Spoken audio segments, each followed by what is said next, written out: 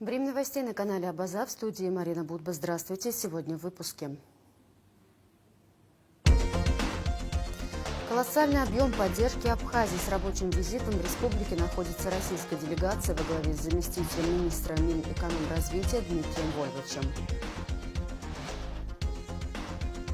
Мы продолжаем цикл специальных репортажей, посвященных юбилею Сухумского физико-технического института. Больше, чем спорт. Первый турнир по фиджитал-футболу проходит в Сухуми.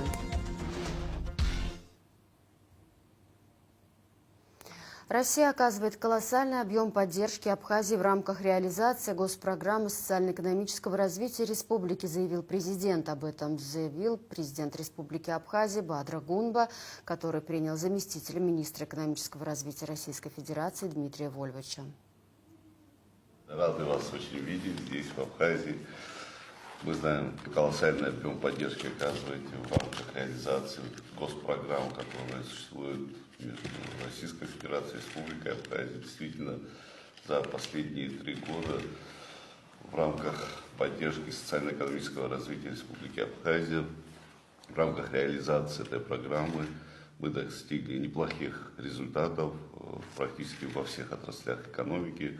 Ну, конечно же, это самые главные показатели: рост внутреннего валового продукта, повышение среднемесячной заработной платы, рост инвестиций в основной капитал и ряд других ключевых показателей, которые действительно являются очень динамично развивающимися направлениями. И в этом смысле мы благодарны за все, что делает Российская Федерация, благодарны вам лично за ту поддержку, которую вы оказываете. За время реализации госпрограммы, конечно же, основная поддержка была оказана в социальной сфере. В этом смысле для нас очень важно, что и дальше эта работа будет продолжена. Конечно же, самая главная цель – это подведение итогов социально-экономической программы, социально-экономического развития за предыдущие 3 года, а также наметить планы на предстоящую программу социально-экономического развития 26-30. В рамках этой программы я уверен, что мы достигнем еще лучших показателей. Для нас очень важно продолжить программу поддержки малого бизнеса. Мы реализуем эту программу уже совместно.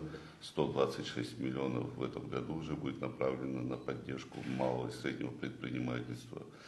Безусловно, это поможет развитию и в том числе экономики, созданию рабочих мест, ряда ключевых показателей, которые необходимы для нашей республики. В рамках встречи нашей с Владимиром Владимировичем Путиным мы вышли с инициативой продолжить программу поддержки льготного кредитования. Как вам известно, более чем на 6 миллиардов было реализовано за предыдущие годы. Сейчас более чем в 3 раза такого рода поддержку ожидаем. И на этой встрече была достигнута договоренность о продолжении этой программы. Для нас это очень важно. Развитие собственного предпринимательства. Эта программа нацелена на поддержку наших предпринимателей. И в этом смысле мы благодарны за Российской Федерации за создание столь благоприятных условий по развитию этого направления. Спасибо большое, уважаемый Бадр Зурович. Я очень рад и сегодняшнему нашему визиту, а главное то, что у нас совершенно объективно, мне кажется, очень серьезно выросла плотность контактов. Вот буквально недавно вы были с большой делегацией на Кавказском инвестиционном форуме. Это уже традиционная площадка. С каждым разом, если помните, мы с первого форума уже старались, чтобы Абхазия была представлена стендом. Но, мне кажется, в этот раз ваш стенд был очень солидным, очень серьезным, привлек внимание, по-моему, всех гостей выставки. Там, конечно, были и Александр Валентинович Новак, и Михаил Владимирович Мишустин. Уделил особое внимание той работе, которую делает республика совместно с Российской Федерацией по становлению, по развитию своей экономики. Максим Геннадьевич Решетников, я знаю, очень внимательно и скрупулезно работает по этой тематике, и мы вместе стараемся не только реализовывать те проекты, которые мы уже запустили, но и находить новые возможности, новые точки роста. Большую поддержку, конечно, нам оказывает администрация президента Сергей Владимирович Кириенко. Вы знаете, насколько он внимательно и глубоко погружен буквально во все детали, во все нюансы и во все проекты, которые на сегодняшний день в республике развиваются и, я надеюсь, будут развиваться. Со многими вашими коллегами уже, скажем так, рабочие вопросы начали обсуждать. Сегодня Министерство экономики республики, инвестиционное агентство начинают прием заявок для поддержания первых проектов для малого и среднего предпринимательства. Я считаю, нам удалось выработать очень интересную, с одной стороны, уникальную по своей доступности, а с другой стороны, все-таки содержащую и внутренние контрольные, и такие вот стимулирующие механизмы формулу поддержки. То есть я очень надеюсь, что если мы в этом году, это более 300 миллионов, мы совместно через софинансирование раздадим, мы на это очень ориентированы, вы абсолютно правы, мы создадим новый пласт среднего, малого предпринимательства в республике. Кто-то, может быть, уже ведет это предпринимательство благодаря поддержке, просто встанет на налоговый учет и легализуется, и тем самым сможет оказывать более качественные услуги. Понятно, что это и туристический бизнес, это и оказание услуг в сфере легкой пищевой промышленности. Мне кажется, это очень, очень важно. Также вы абсолютно правильно заметили, и мне тоже очень важно, что Владимир Владимирович Путин, благодаря вашему обращению, благодаря, скажем так, оценке тех результатов той работы, которую мы провели за эти годы, поддержал вашу просьбу, и мы действительно будем продолжать льготное финансирование крупных проектов уже через финансовые наши институты, что очень важно. Но это, конечно, инфраструктурные истории. Вы прекрасно знаете, что тоже наша с вами мечта совместная, да, о которой еще 3 года назад мы только разговаривали в таком условном наклонении, реализуется. Здесь тоже благодаря поддержке всех ведомств и республики, и наших ведомств, и администрации президента. Я уже знаю даже, что часть нашей большой делегации, со мной сегодня почти 20 человек работает, даже прибыли в Сухум рейсом из Москвы. Это очень хорошо и знаково. Я знаю, что есть планы по наращиванию интенсивности рейсов. Решена проблема с бортами, с широкофюзеляжными бортами, что очень важно для экономики. Насколько я знаю, решена проблема обеспечения топливом, то есть заправка, обслуживание самолетов в новом, скажем так, старом новом аэропорту. Это для нас и для республики, да и для всех, кто имел отношение к этому проекту, наверное, является каким-то лучшим таким признанием и лучшим результатом от того, что мы видим, что наши планы. Министерство экономики Республики Абхазия начинает отбор заявок по льготному кредитованию малого и среднего предпринимательства. Об этом сообщил заместитель министра Минэкономразвития России Дмитрий Вольвович в ходе совещания по вопросам социально-экономического развития Абхазии с участием премьер-министра Абхазии Владимира Делба. Участники совещания обсудили вопросы исполнения решения сопредседателя Межправкомиссии по социально-экономическому сотрудничеству между Россией и Абхазией и подготовки к проведению 20-го заседания Межправкомиссии. Обсудим важные вопросы о ходе исполнения поручений по ранее принятым решениям Межправкомиссии. Наверное, подведем промежуточные итоги реализации очень главной программы социально-экономического развития на 2022-2025 годы, учитывая то, что в этом году срок завершения произойдет, и мы все нацелены на дальнейшую совместную работу по проработке механизмов, подходов новой государственной целевой программы социально-экономического развития на 26-30 годы, в основу которой лягут решения многих социально важных проектов, учитывая то, что системный подход, который мы обозначили на основе реализуемой программы 22-25, такое же отражение найдет и в будущем. Программа для нас весьма актуальна, позволит, наверное, решить самые главные и предназначена прежде всего для решения важных вопросов, системных задач, в том числе в развитии нашей страны. Я сейчас Бадру Зурабовичу доложил о том, что мы делаем, что мы планируем делать за эти несколько дней. Он поддерживает тот план, который у нас есть. Он тоже понимает важность отраслевых дорожных карт, потому что действительно они наполнены мероприятиями от потребности. У нас и там энергетика, и туризм, и социальная сфера, и цифровизация государственного управления в сфере недвижимости и налогообложения, это и медицина и образование. Это очень важные, серьезные и, скажем так, непростые для управления сферы, которые требуют и инвестиций финансовых, которые требуют инвестиций человеческого капитала, которые требуют иногда новых подходов в управлении теми или иными сферами. Вот. Но задачи стоят перед нами, задачи стоят очень серьезные по развитию экономики республики, дальнейшему развитию, чтобы те темпы, которые мы набрали за предыдущие несколько лет, не только не потерять, но и усилить, ускорить.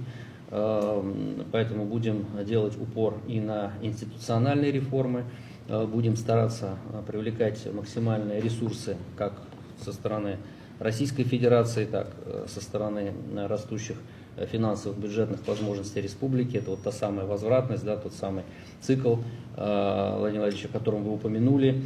Знаковым является то, что наши объекты, которые мы с вами начинали делать в рамках инвестпрограммы либо в рамках льготного кредитования, на сегодняшний день уже становятся мощными точками роста экономики. Это и в сфере логистики и транспорта, это и промышленность, это и сельское хозяйство и пищевое производство. Я надеюсь, что в новом цикле у нас к этим объектам добавится еще ряд знаковых объектов, которые тоже станут точками притяжения, роста компетенций, формирования новых рабочих мест, высокооплачиваемых, технологичных, современных, которые позволят молодежи Абхазии находить себя, получать образование, находить себя у себя дома в республике. Очень важным для меня тоже является моментом, что сегодня Министерство экономики республики начинает отбор заявок по нашему льготному кредитованию малого и среднего предпринимательства. Тоже было важно, я доложил об этом Бадру Зурабовичу, поскольку он с самого начала, это была одна из задач, с которой он выходил на выборы, обеспечить поддержку малого и среднего предпринимательства, поддержку предпринимательской инициативы. И мне кажется, мы с коллегами из Министерства экономики республики создали, во всяком случае, предложили бизнесу интересный, очень выгодный, льготный механизм поддержки, но который при этом содержит в себе такие внутренние экономические рычаги и инструменты, которые бы стимулировали людей не просто там, получать средства и проедать их, да, а получать средства, вкладывать их и сначала, начиная там, с малого среднего предпринимательства, может быть, даже постепенно доращиваться и вырастать в серьезные бизнесы при этой поддержке. Заместитель министра экономразвития России Дмитрий Вольвач на заседании в кабинете министров сообщил, что в рамках отраслевых дорожных карт особое внимание уделяется вопросам энергетики. Он также отметил, что задача уйти от веерных отключений и минимизировать негативные последствия энергодефицита, особенно для социально уязвимых групп и социальных объектов. Удовлетворены темпом и качеством работ. Замминистра экономического развития России Дмитрий Вольвач прокомментировал ход строительства детской республиканской больницы. Объект в рамках рабочего визита в Абхазию посетила делегация из Российской Федерации, министр здравоохранения республики Эдуард Будба. Подробнее расскажет Анастасия Никонова. В рамках рабочего визита в Абхазию делегация Министерства экономического развития России во главе с замминистра Дмитрием Вольвачем посетила территорию строящейся с августа 2024 года детской республиканской больницы. Год назад, летом, по-моему, в июле или в августе прошлого года я приезжал, и мы здесь стояли, еще была стоянка автомобильная, и мы как раз вот смотрели проектную документацию, радовались тому, что удалось найти первые средства по авансу. Вот. И меньше года прошло, мы на сегодняшний день с вами видим, что уже формируется третий этаж больницы. Я надеюсь, что с учетом поставленных нам задач в следующем году, да, мы будем уже укомплектовывать технологичным оборудованием готовое здание. и максимально приближать тот момент, когда больница сможет принимать своих первых пациентов. Детская больница будет состоять из 3 этажей. В ней будут диагностическое, хирургическое и центральное отделение, лаборатория и служебно-бытовые помещения.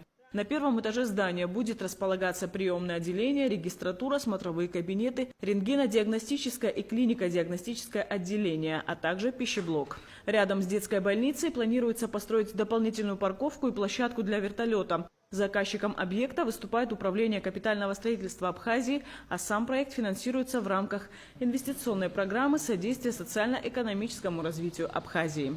Все, что я вижу пока, и то, что мои коллеги, наверное, со мной согласятся, мы удовлетворены темпом работ и качеством работ. Работают, я понимаю, лучшие бригады строительные. Все время, когда здесь бываю, спрашиваю, все ли в порядке, есть ли расходные материалы, есть ли ресурсы, есть ли люди. Всегда все есть, все на месте, все просчитано, все обеспечено. И это очень хорошо, потому что мы делаем объект, который, ну, как бы сказать, не может ждать.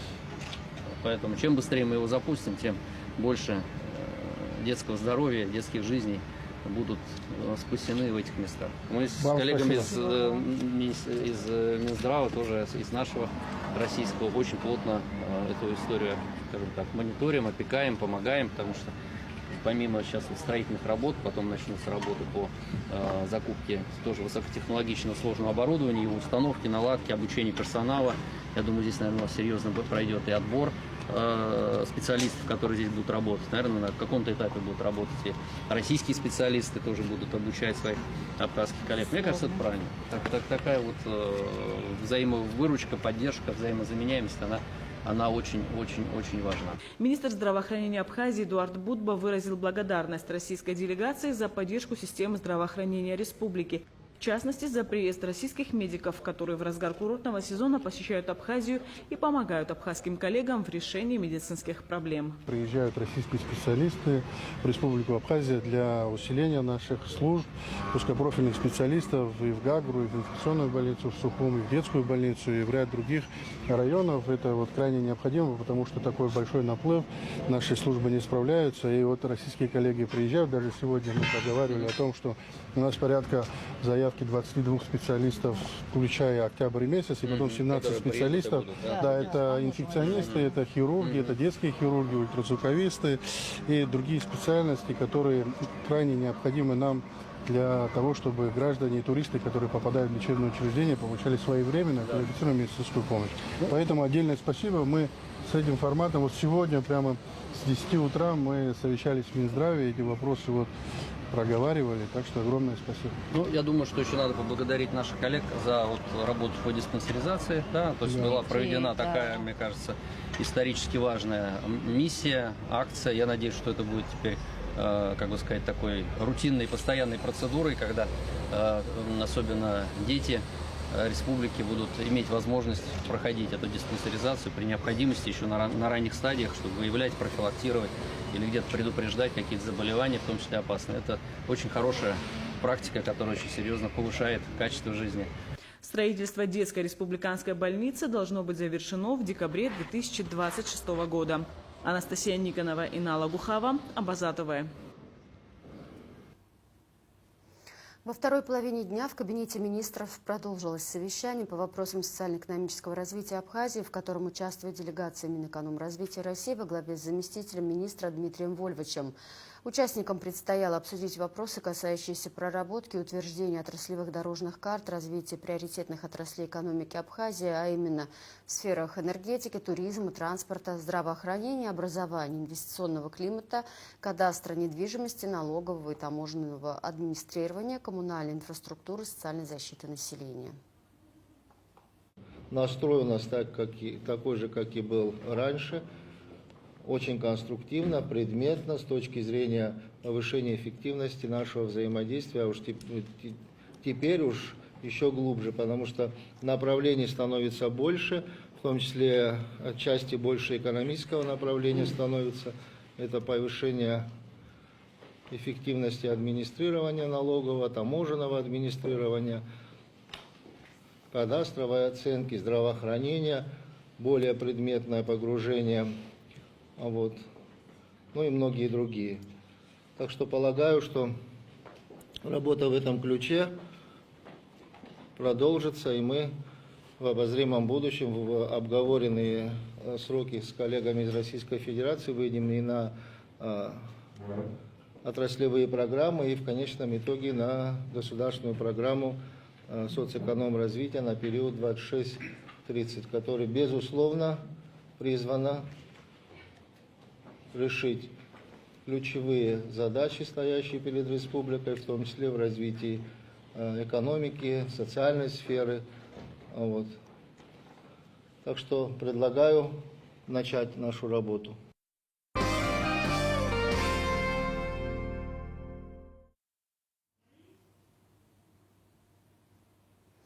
Президент Абхазии Бадыр Гунба накануне принял участие в церемонии прощания с добровольцем из Абхазии Ахры Чанба, погибшим в зоне специальной военной операции. Церемония прощания прошла в Гудауте. Глава государства выразил соболезнования родным и близким погибшего. Ахра Чанба был военнослужащим 5-й мотострелковой бригады 51-й гвардейской общевойсковой армии Южного военного округа. Информация правоохранителей. В минувшую субботу, 14 июня, экс-депутата парламента Адгура Харази задержали в результате совместных оперативно-розыскных мероприятий, проведенных спецслужбами СГБ и МВД. В задержании принимали участие председатель СГБ Дмитрий Дбар и вице-премьер-министр внутренних дел Роберт Киут, сообщает пресс-служба МВД. С первых дней дело, получившее широкий резонанс в обществе, находилось под личным контролем президента Бадры Гунба. Более 6 месяцев оперативные службы СГБ и МВД вели усиленную работу по установлению местонахождения Харази. Адгур Харази был объявлен в розыск после того, как в декабре 2024 года открыл стрельбу в стенах парламента, в результате чего был убит депутат Вахтан Галанзе и получил ранение депутат Кангварче. При этом, как сообщает пресс-служба МВД, 14 июня в Сухуме оперативные службы МВД и СГБ задержали Сурмава Баграта Абисаломовича, 1992 года рождения, подозреваемого в обстреле дома экс-депутата парламента Адгура Харази.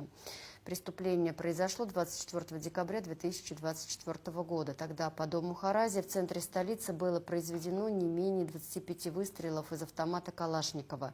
На месте происшествия было изъято 21 гильза калибра 5,45.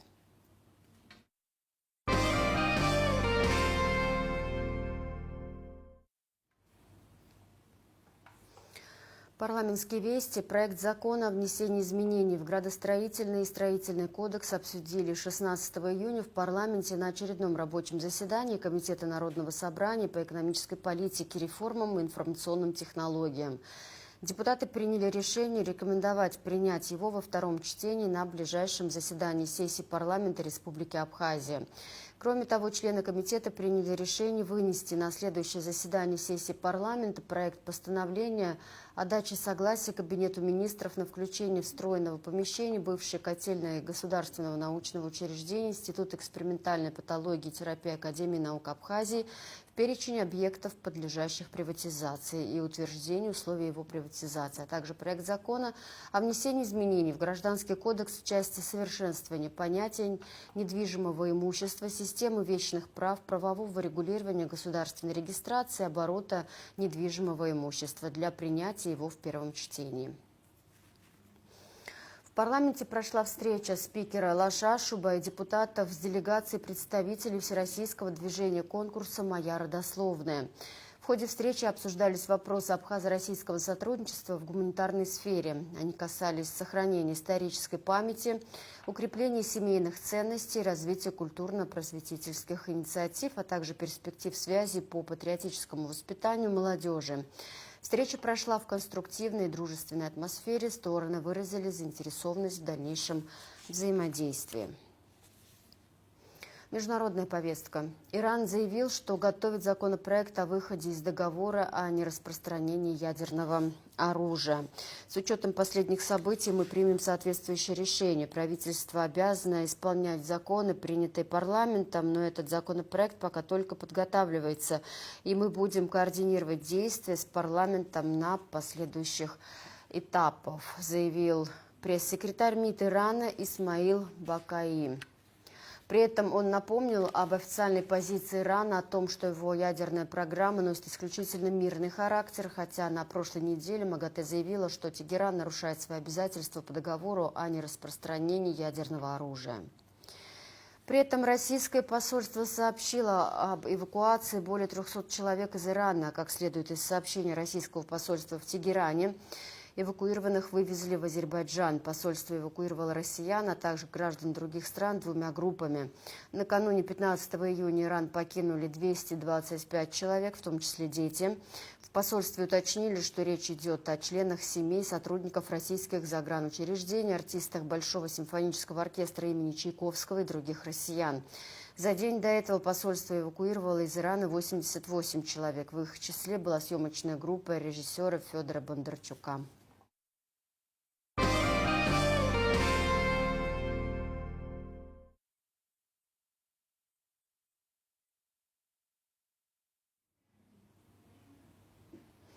Иналавец был назначен заместителем главы Сухума. Сегодня его представил коллективу мэр Тимур Аграба. Иналавец родился 9 августа 1988 года в селе Нижняя Шера.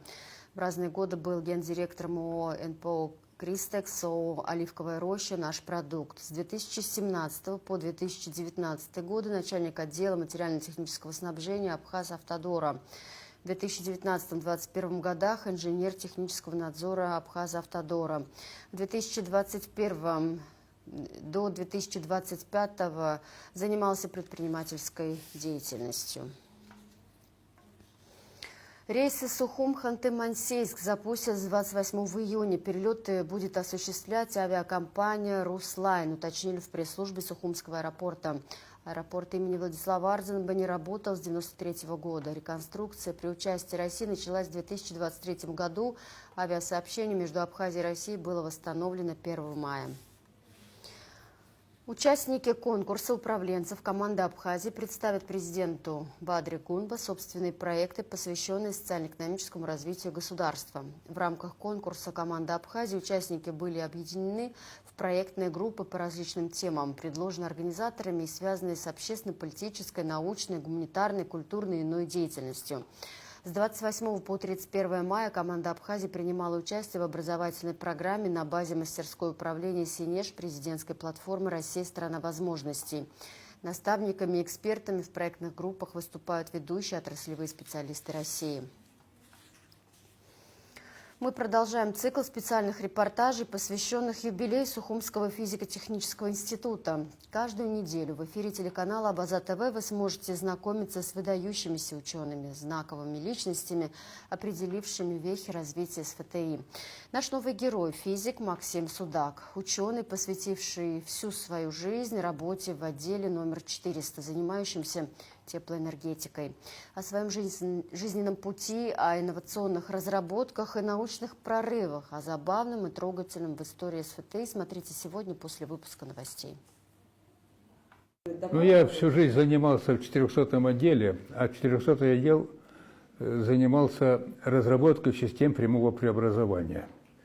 Значит, ну, это преобразование тепла в электричество. Вот тут куски всякие лежат.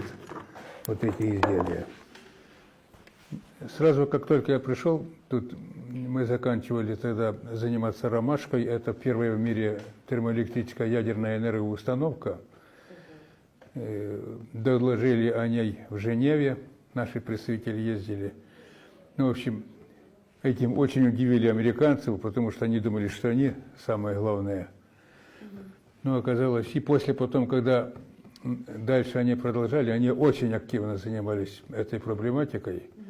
Но их установка первая, это был СНАП, по-моему, 7А, отработала в космосе меньше месяца и вышла из строя. А мы в то время начали заниматься БУКом, так называемым изделие БУК. Это 3-киловаттный генератор, который вводился на низкую орбиту. И, в общем-то, предназначен был, моряки заказывали для мониторинга Мирового океана. То есть эта установка 3-киловаттная, она обеспечивала питание аппаратурой, которая отслеживала весь Мировой океан. Американцы знали, что мы знаем нахождение каждой их подводной лодки, каждого корабля. Это было действительно так. То есть они тогда по-настоящему нас боялись.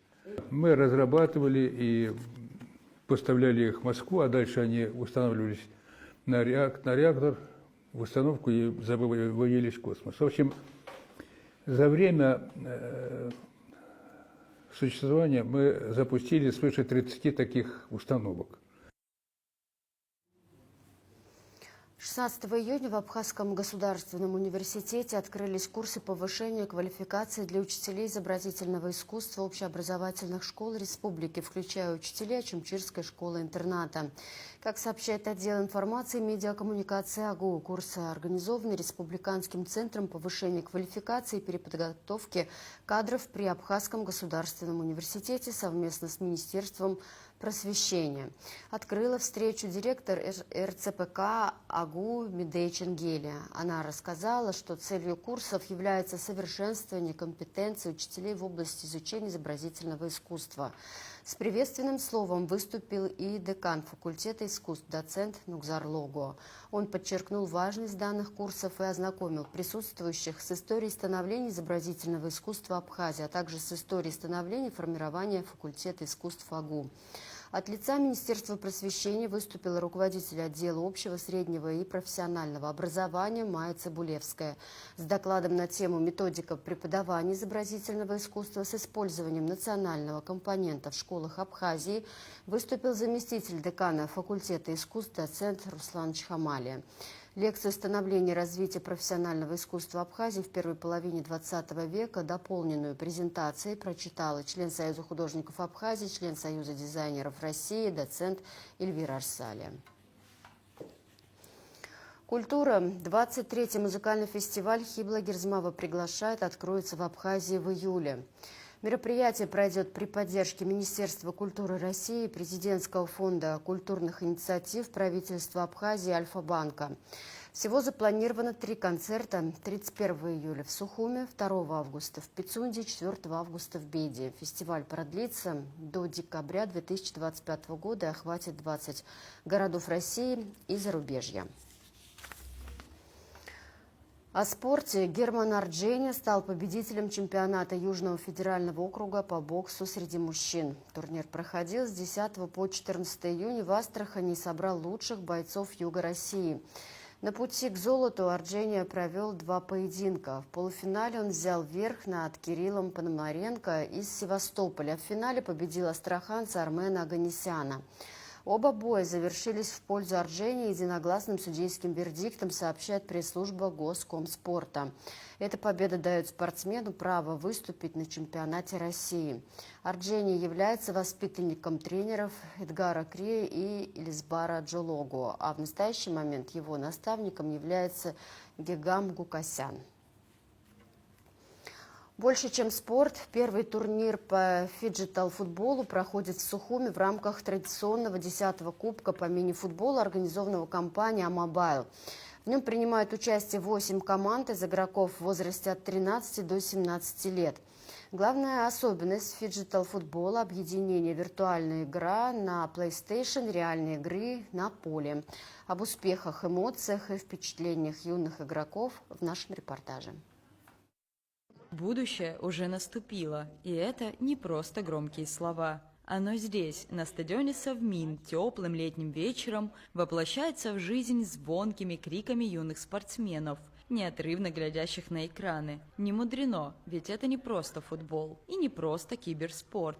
Это фиджитал-турнир от Амобайл. Совершенно новый увлекательный формат, в котором виртуальная реальность становится неотъемлемой частью действительности, а будущее и настоящее сливаются воедино, создавая принципиально новое, инновационное пространство. Команде А не привыкать в некотором смысле творить современную историю, ведь по словам руководителя отдела по связям с общественностью Амобайл Астанты Чкадуа, неустанное движение вперед, объединение инноваций и традиций, развитие и поддержание спорта в любом его представлении – важные цели компании. Мы в Амобайле всегда следим за мировыми трендами, и фиджитал спорт сегодня это такой тренд, но это далеко не мода, а логичное развитие спорта, потому что в сегодняшнем мире молодежь живет в двух мирах, реальном и виртуальном.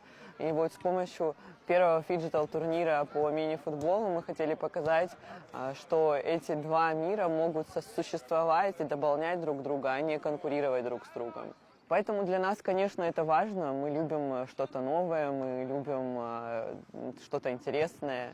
И самое главное, то, что для нас очень важно, это видеть радость в глазах участников. Это, правда, самая, наверное, большая победа для нас.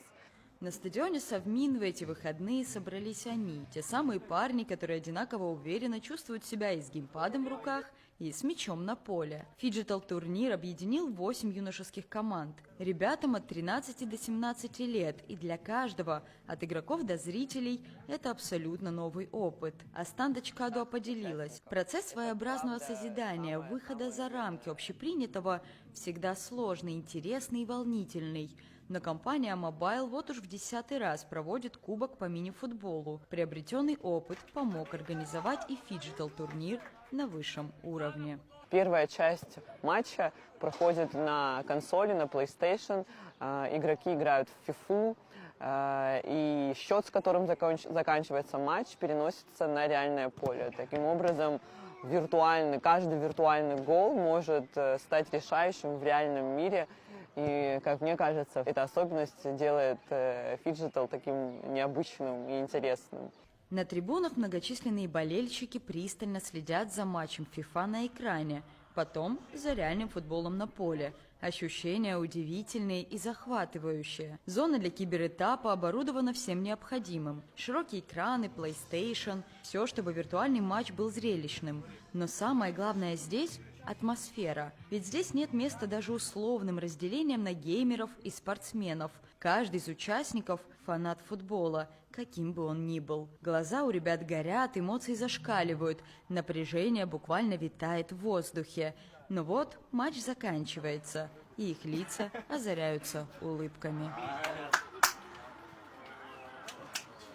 Первую же ночь посыпалось огромное количество заявок. Вот мы, правда, не ожидали. Мы знали, что это будет интересно, но не ожидали, что настолько. Телефон, который был заявлен как телефон для заявок, разрывался, мы не успевали отвечать, директы, и они все время писали, мы хотим участвовать, а там всего 8 команд могут участвовать. Ну, в общем, мы приняли все заявки, потом смотрели по времени, кто был первым, те 8 команд мы и отобрали. Многие писали, почему это не мы тоже хотели участвовать. Вчера вот было так много отзывов, несмотря на плохую погоду, дождь, холод, ребята пришли, играли, благодарили. Хотя вот молодежь, она такая сейчас считается закрытой, еще что-то, но в целом это было очень интересно, душевно.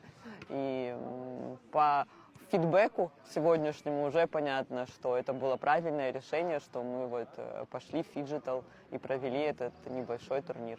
Самое важное здесь и сейчас – эмоции и впечатления участников, которыми они с нами с радостью поделились. Очень хорошие впечатления. Такое в Абхазии проводится впервые, еще среди молодежи. Я считаю, что это отличная возможность молодым ребятам показать себя, свой уровень игры на поле и на приставке. Поэтому хорошее очень впечатление и надеемся выиграть этот турнир.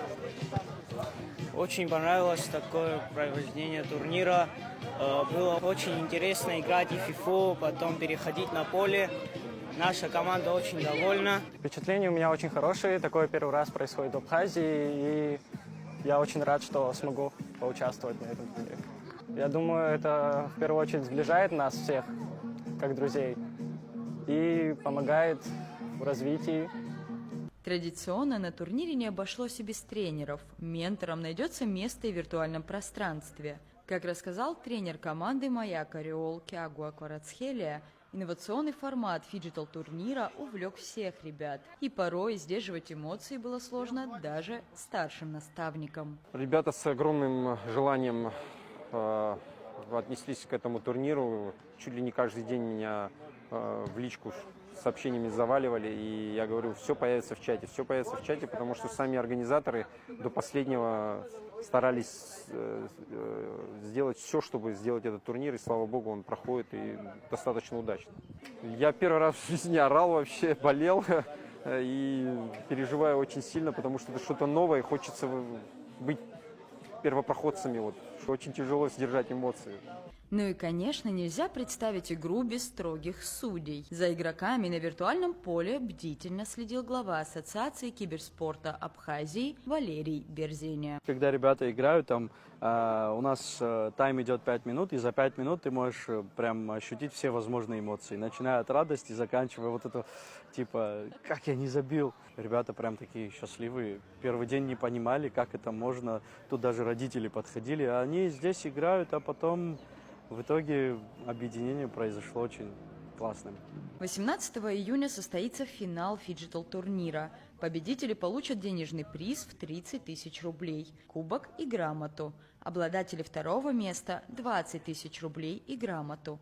А третьего места, соответственно, 10 тысяч рублей и грамоту. Но фиджитал больше, чем спорт, больше, чем интересный и захватывающий эксперимент. Это закономерность, демонстрация простого и важного факта. Мир меняется, и спорт меняется вместе с ним. Подобные турниры – мост между поколениями, между реальностью и цифровым пространством. Но самое прекрасное – здесь нет проигравших, ведь главная победа – опыт, уже ставший частью наступившего будущего. Рада Чачава, Сосрику Агухава, Абаза ТВ. Международные соревнования среди каякеров на бурной воде прошли в Врицинском реликтовом заповеднике. 27 спортсменов-экстремалов преодолели самые сложные пороги на реках Гега и Юбшара. Организовали соревнования Абхазская федерация рафтинга, Российская федерация фристайла на бурной воде, Министерство туризма Абхазии, Каяк-клуб Сочи и туристическое агентство Absne Adventure. Турнир проходил 4 дня. Наши корреспонденты побывали на финальных гонках соревнований. Репортаж Марьяны Котовой. Один из этапов гонки на каяках «Адреналин-рейс» проходит на реке Гега. Вообще эта река закрыта для сплавов после гибели спортсменов в 2010 году. Но специально для этих соревнований реку открыли, так как в нем принимают участие профессиональные спортсмены из России, которые проходили реки гораздо сложнее уровнем, чем вот это. Сейчас мы можем видеть, как один из российских спортсменов, уже проходивший не раз подобные соревнования на больших российских и заграничных реках, вот сейчас он проходит один из самых сложных участков этой дистанции. Соревнования «Адреналин-рейс» по сложности выше среднего. Проходят они на 2 реках Гега и Юбшара. Пороги и стремнины здесь 3-го и 4-го уровня из 5 существующих. Кроме того, плюс Врицинского заповедника в том, что вдоль реки находится трасса.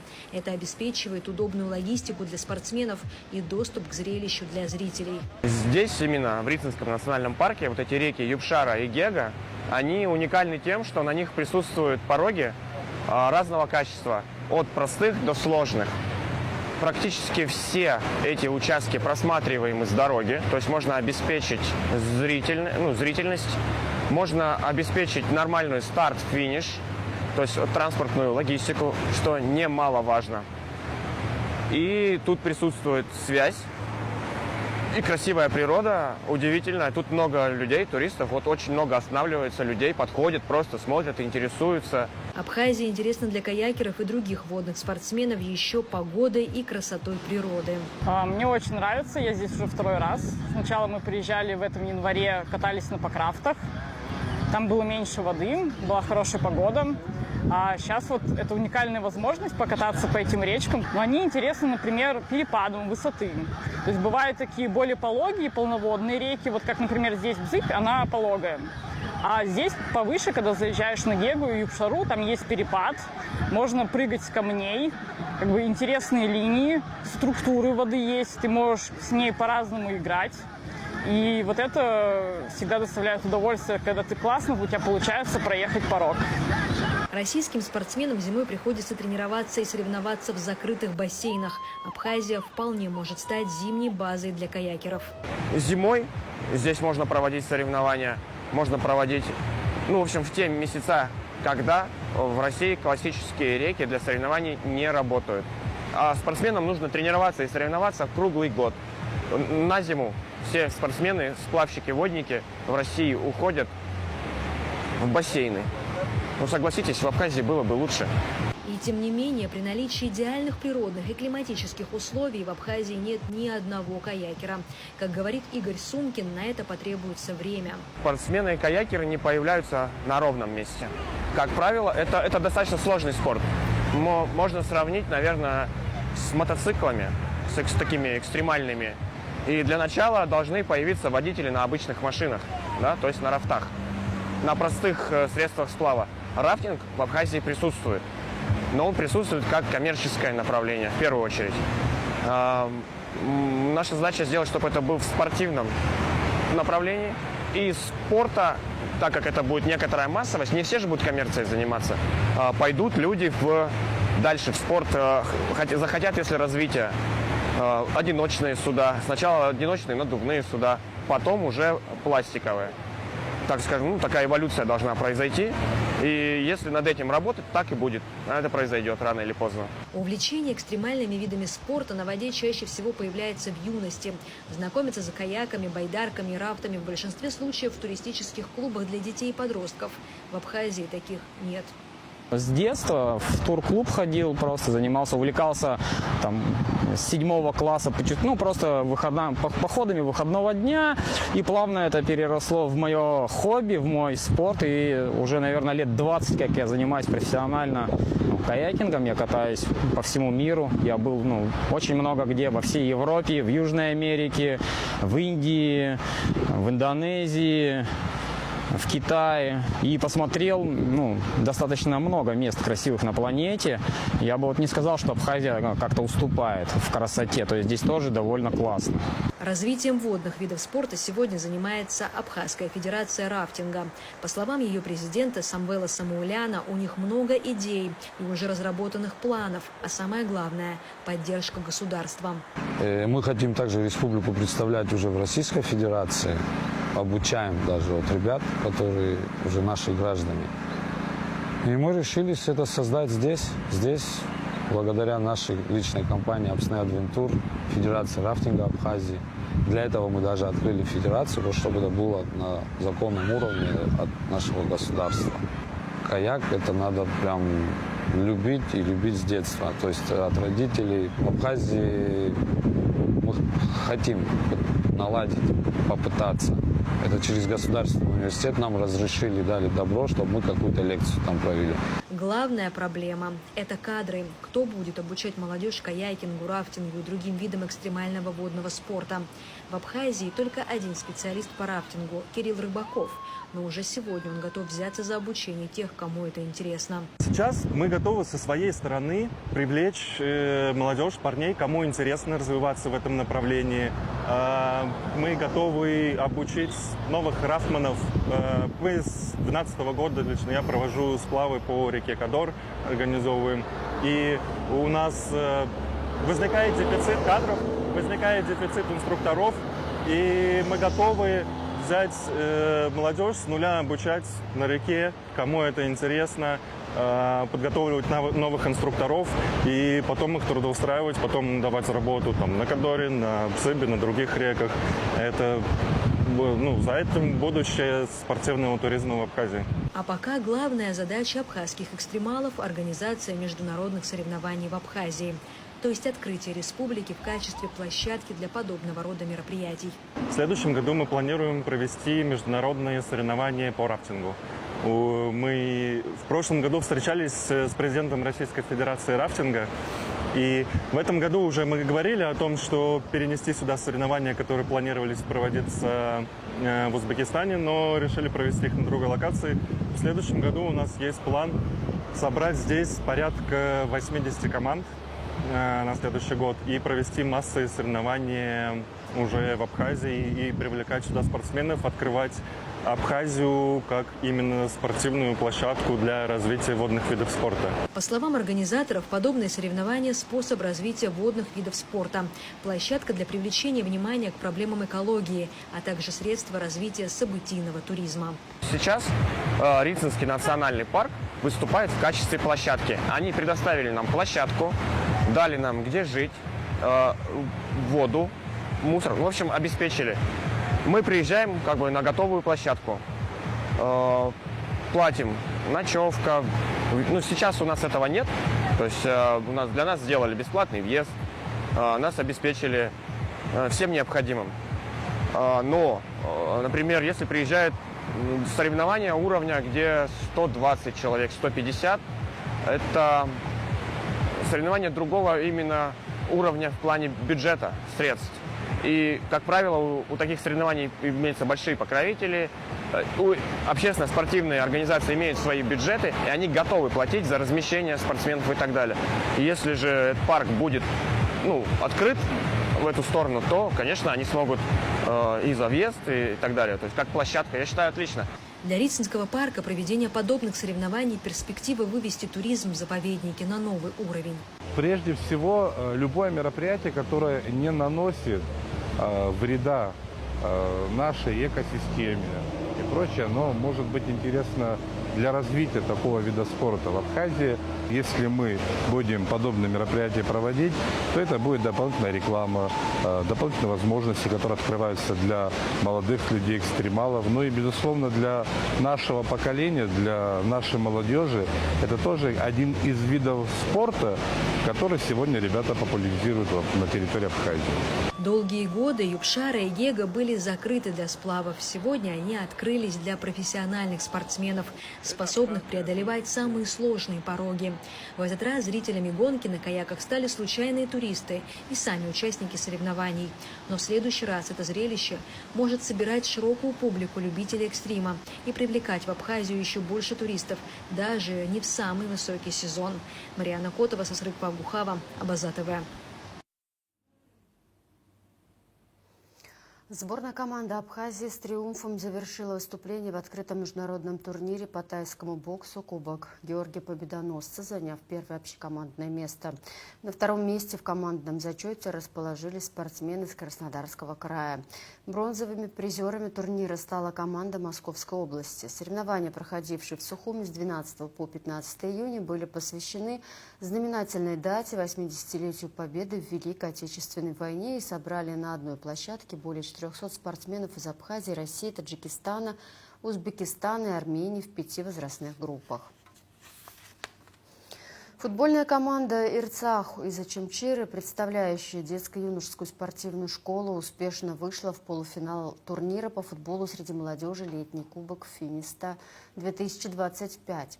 Соревнования проходят в селе Огой, Туапсинский район. Под руководством заслуженного тренера Республики Абхазия Рамина Киута команда из ребят 2014 года рождения одержала победу над сборными из Адыгеи и Башкортостана, а также сыграла в ничью с командой «Маяк» из Пензы. В Сочи за сутки выпала месячная норма осадков. Штормовое предупреждение действует 16 и 17 июня. Из берегов вышла река Ира и затопила трассу Джубга-Сочи. Локальные ограничения движения автомобилей введены на обходной дороге города А147 в микрорайоне Мамайка. До нормализации погоды закрыты все официальные пляжи. Жителям и гостям курорта не стоит в эти дни отдыхать по берегам рек и на незакрепленных территориях вдоль моря, сообщил мэр Андрей Прошунин. По словам мэра, мониторинговые группы проверяют зоны возможных подтоплений и оползней. А в завершении выпуска прогноз погоды в Абхазии.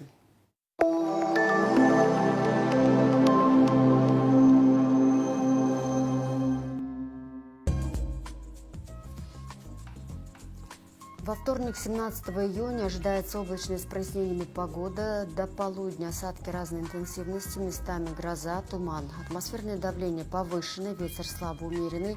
Температура воздуха ночью 11-16, днем 17-22.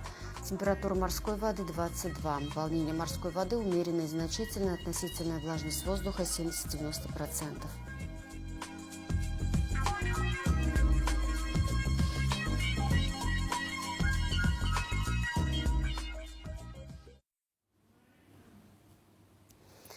На этом пока все. За развитием событий следите вместе с нами. До встречи.